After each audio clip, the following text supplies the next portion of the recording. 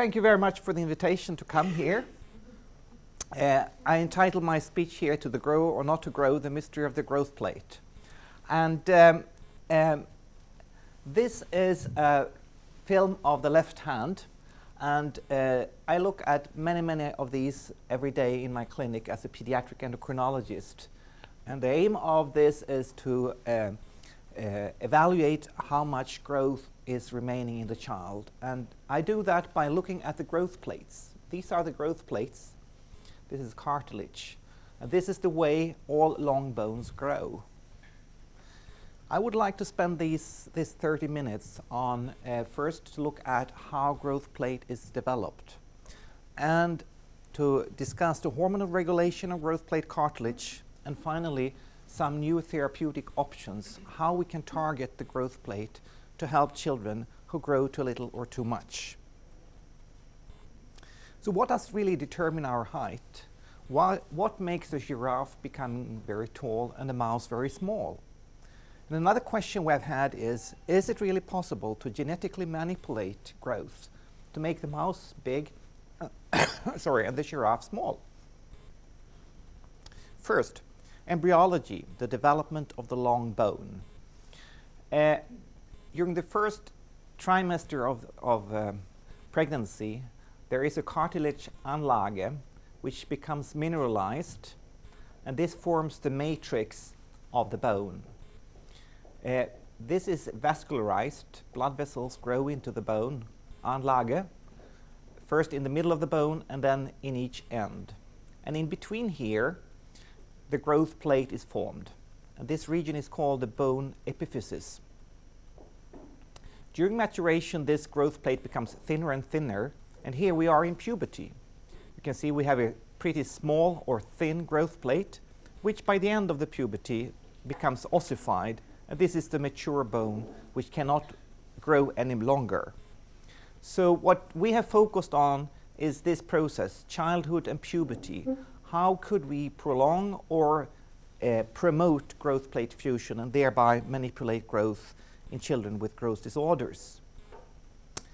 We have developed technology to visualize the growth plate and also to get patient samples. We started 15 years ago to treat patients with extreme tall stature and also leg length differences with a small surgery called epiphysis, when the orthopedic surgeon drills into the growth plate, as you can see here in the transillumination picture. This is the growth plate, and mechanically destroys the growth plate and thereby stops growth of both the femur and the tibia and the fibula, and thereby no more growth in the leg. By doing this, and after ethical approval of course and informed consent, we collect tissue samples from these growth plates, which we have used frequently in the research that I will discuss here.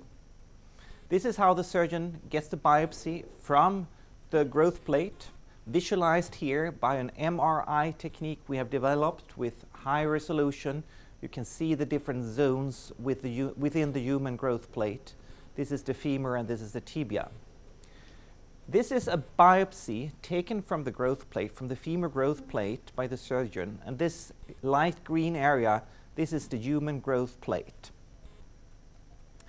And if you put this in the microscope and magnify, you can see different zones in the human growth plate. And these are differentially regulated. We have stem cells which slowly start proliferating and form columns like this. And they orientate in parallel columns. They hypertrophy, become 10 times bigger and produce matrix. And this really contributes to the major part of our growth. Finally, these cells go through apoptosis. They die, and whatever is dying in the body becomes ossified, and thereby new bone is formed. And this is just like a zipper. This is how we grow during childhood and puberty. A student of mine, Ola Nilsson, he did some breakthrough discoveries some 10 years ago while he did his postdoc at NIH in the United States. What Ola did, he took out part of the growth plate in a rabbit. This is the growth plate with the stem cell zone or the resting zone, the proliferative and the hypertrophic. And you can recognize that from the previous picture. What he did was to cut out this part, and he just kept the stem cell zone of the growth plate.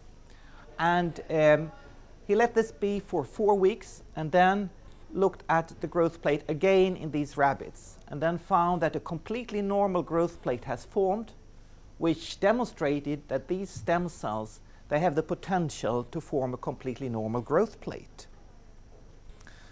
And another breakthrough finding was that when he flipped this growth plate 90 degrees, you can see here, sew it back, and then after 4 weeks, what he found was that these cells that had not been touched or flipped, they had reorientated. This is the original orientation, and after 4 weeks they orientate towards the resting zone of this flipped fragment. And this really shows that these stem cell zone here, flipped, they must produce a growth plate orientating factor, which orientates the growth plate. And this is the second breakthrough knowledge, which has really taught us a lot about the normal development of the growth plate. A third breakthrough discovery was made more than 30 years ago in a lab in Göteborg, where I actually started my scientific career under Professor Olle Isaksson. What they did was to, in rats, locally infuse growth hormone into the tibia growth plate. And they did this for a few weeks, and on the contralateral side, the other side, they injected just vehicle, normal saline. And then when animals were killed, they found a clear difference, demonstrating that growth hormone has a local effect in the growth plate, only on the side where growth hormone was injected, not on the contralateral side. And then, of course, other animals that received saline in both sides, they didn't grow at all. And this really demonstrated that growth hormone has a local effect in the growth plate. And it's not only systemic, which means that it affects the whole biology or somewhere else in the body. Now coming back to the human growth plate, you remember this, and growth hormone IGF-1. Growth hormone we know from the pituitary. It has direct effects. It stimulates these cells to proliferate. IGF-1, insulin-like growth factor 1, which is produced primarily in the liver and stimulated by growth hormone, it makes these cells to divide. And then finally, growth hormone, which comes through the blood, it stimulates the local production of IGF-1 and IGF-2 in the growth plate. So this is also intracrinology in the growth plate. This is the classical regulation of human growth.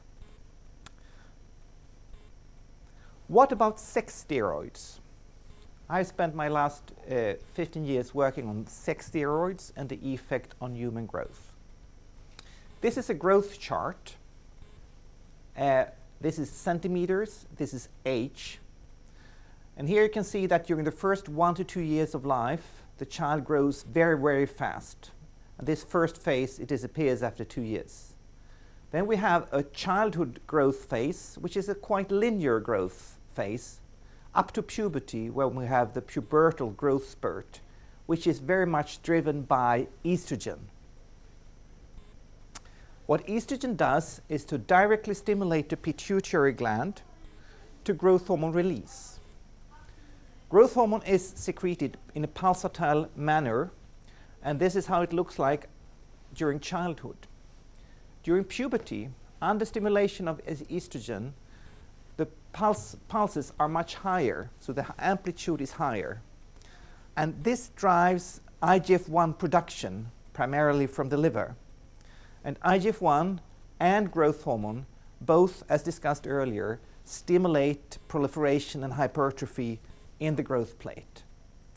So the key question here has been if estrogen also has a direct effect in the growth plate, affecting the fusion, the closure of the growth plate, or the epiphysis.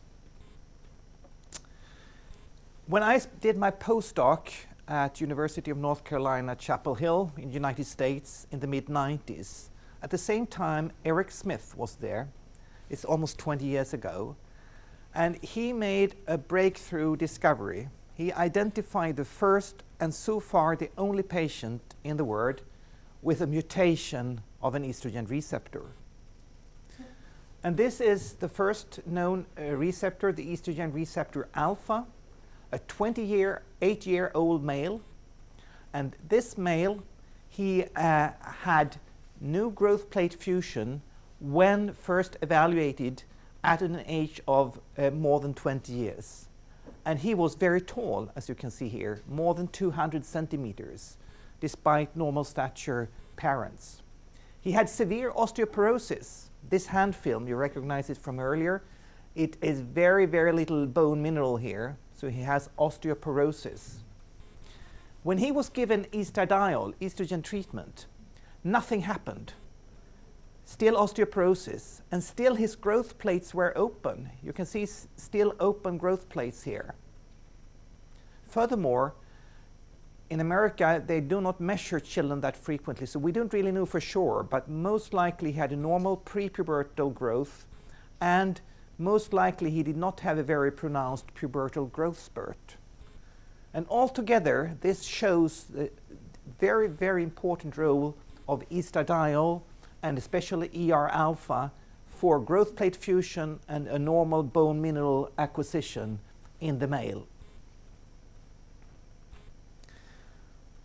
You might know that estradiol comes from testosterone. So the precursor of estradiol is testosterone or different androgens. And this is through a process called aromatization, the CYP19 gene. The first patient with a mutation of this gene was described just a few years after the previous patient. And this patient had no estradiol, but a lot of testosterone. And what was found in this patient was exactly the same picture. No epiphyseal fusion. You can see open growth plates here, open growth plates. And severe osteoporosis. And when given estradiol, you see this patient was very tall as well. And when giving estradiol, all of a sudden he stopped growing. And furthermore, you can see here his bone mineral density increased and his growth plates fused. So here, a normal receptor, but a deficient production of the ligand estradiol. And this condition had the same clinical picture with normal prepubertal growth, probably no growth spurt, but he responded to estradiol treatment, fusing his growth plates, right? So it's a condition that can be treated. Today we know almost about 20 of these patients that are successfully treated with estradiol. These two conditions have taught us a lot. Together with clinical observations, patients that have early puberty, both males and females, they have an acceleration of growth, but they stop growing much earlier. And if having very early puberty, they will become shorter. And in these patients, they have a lot of estradiol. This is a normal growth plate. If you treat a human, a rabbit, or a rodent with estradiol, all of a sudden you cause growth plate fusion. So altogether, if you have too much of estrogen, you increase prepubertal growth, you advance bone maturation, you promote epiphyseal fusion, and you reduce final height. And the patients I just discussed with too little estrogen effect, they have delayed maturation of the bones, they have delayed epiphyseal fusion, they have an increased adult or final height, and they have a poor pubertal growth spurt. So to summarize these, estrogens have systemic effects affecting the growth hormone IGF-1 axis, and thereby increasing growth. But on top of that, we know that there is a residual, a remaining growth spurt in children with early or precocious puberty and growth hormone deficiency. And this tells us that there must be a local effect of estrogen directly on the growth plate and the receptors known in the growth plate. This led us to take these unique samples of human growth plate tissue that we have collected and look for the expression of the known estrogen receptors.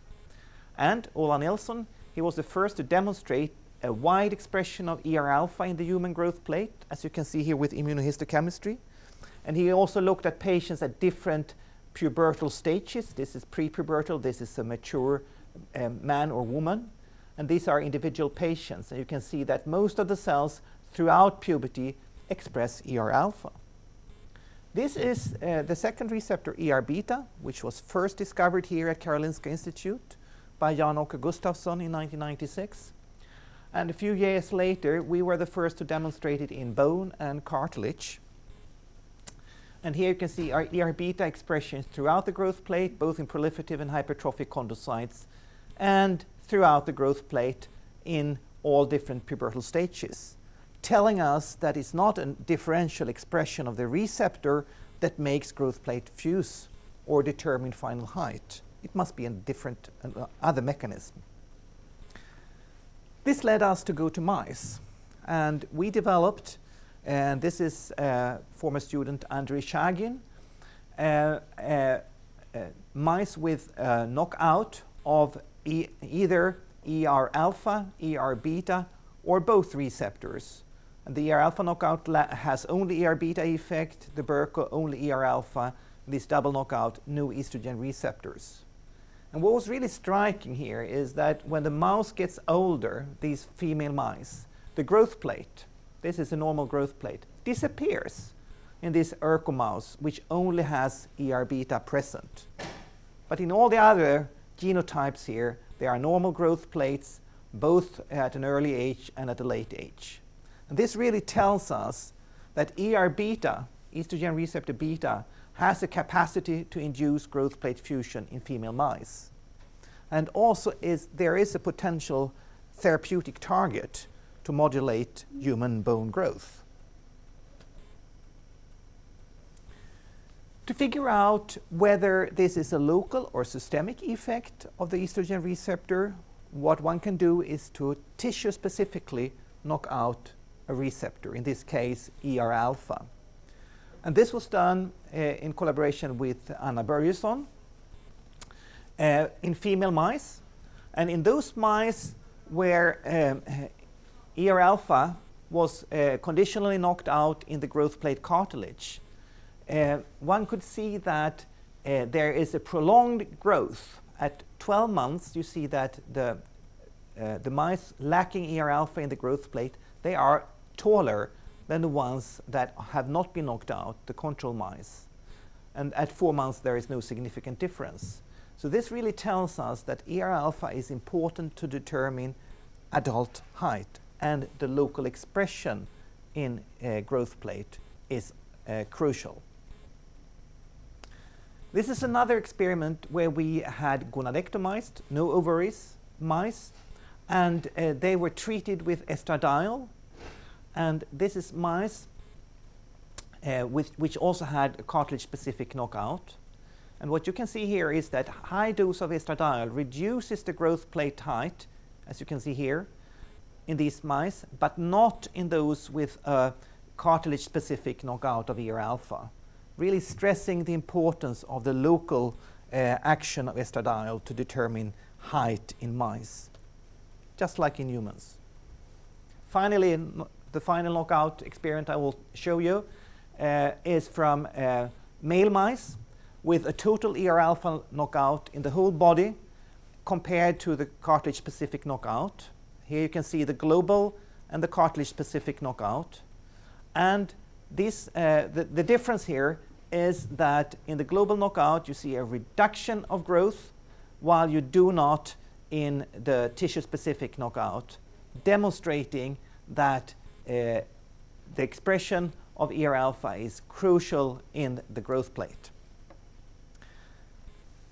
Altogether, we have formulated this hypothesis regarding the sex hormone effect on bone growth. During early maturation, sexual maturation, which means that we have quite low estradiol levels in the body, Estradiol stimulates pituitary growth hormone release through ER-alpha, and this stimulates liver IGF-1 production, and together with growth hormone from the pituitary, this stimulates longitudinal bone growth. In contrast, during puberty or late sexual maturation, very high concentrations of estradiol in the blood causes growth plate fusion, and thereby we stop growing. So these are the two mechanisms of estradiol action on human growth. The third receptor, which was quite newly discovered, GPER1, which stands for G protein coupled receptor 1, we have demonstrated that it's functional both in bone, where it's widely expressed, and in the growth plate.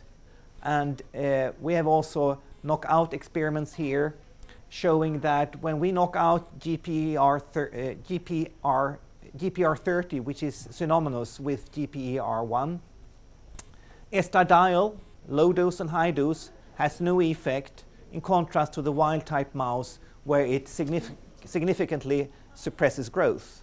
So GPER1 or GPR30 is also important to mediate estrogen effect in the growth plate.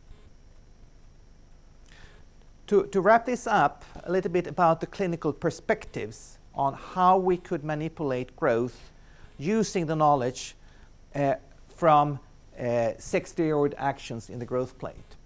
First of all, there are two groups of drugs available. One is aromatase inhibitors. These are drugs that mimics the effect in the aromatase mutated human, blocking the step from androgens to estradiol. Arimidex and letrozole, there are clinical studies on these now with or without growth hormone, and preliminary data show that they really can enhance growth by delaying growth plate maturation. So this gives a quite good hope for potential treatment to improve growth in very, very short children, especially if they have early puberty. We have focused a lot on selective estrogen receptor modulators, SERMs, and there are two on the market today, Tamoxifen and Raloxifene. And Raloxifene mostly used to treat osteoporosis postmenopausal. Ola Nilsson in our group, he studied Raloxifene, treated rabbits for 4 weeks. You can see the vehicle treated, 4-week treated with estradiol. This is bone, this is cartilage. So in 4 weeks, estradiol causes growth plate fusion in the rabbit. And Raloxifene, which is quite ER-beta specific in the bone, it causes growth plate fusion to exactly the same extent as estradiol without affecting the uterus. This is the uterus of the rabbit. This is the vehicle. This is the Raloxifene. The Raloxifene actually has a slightly smaller uterus than the vehicle, thanks to a slight ER-alpha antagonistic effect. This is the estradiol treated. It's a huge uterus. And this is really dangerous, both in the human. We know that treating with much estradiol that predisposes to uterine cancer and also breast cancer. And we see a similar picture in the rabbit treated with estradiol. So here we have a drug which mimics the estradiol effect by having tissue-specific effect, mostly through ER-beta, causing the clinical effect we aim for without having the negative side effect in the uterus. So this really gives hope for the future. Finally, the second drug, Tamoxifen, which is used to treat or prevent recurrence of breast cancer. It's an ER-alpha antagonist, both in the bone and in breast and uterus. And we studied in a nice model where we culture small rat bones, metatarsals, and exposed it to tamoxifen. This is the control. And you can see that there is a dose-dependent blockage of longitudinal bone growth in ex vivo cultures of bones from the rat. And you can see here also that it stimulates cell death. We then went to an in vivo model in rats of tamoxifen, the same drug. This is a control, vehicle-treated rat, a normal growth plate. If you give tamoxifen here for a few weeks, 4 weeks, you have reduced the growth plate height by essentially 50% and induced massive cell death, apoptosis. So early premature growth plate fusion, reduced growth by tamoxifen, which is a potential other possibility to limit growth in patients with extreme tall stature. The take-home messages here is first of all that estrogens affect bone growth through both systemic and local dose-dependent actions. All the 3 known estrogen receptors are expressed in the growth plate. SERMs and aromatase inhibitors, they offer new potential treatment options for growth disorders. Some remaining questions that we work very hard on now is whether these drugs, SERMs and aromatase inhibitors, can be given safely to children. And finally, would it be possible to use SERMs to selectively delay growth plate fusion and thereby improve bone growth in children? The persons who have been involved in these data, and essentially all of the data presented here, originate from our group, are mentioned here, and also the funding of these projects. And by that, I would like to thank you very much and open for discussion, questions, please. Thank you.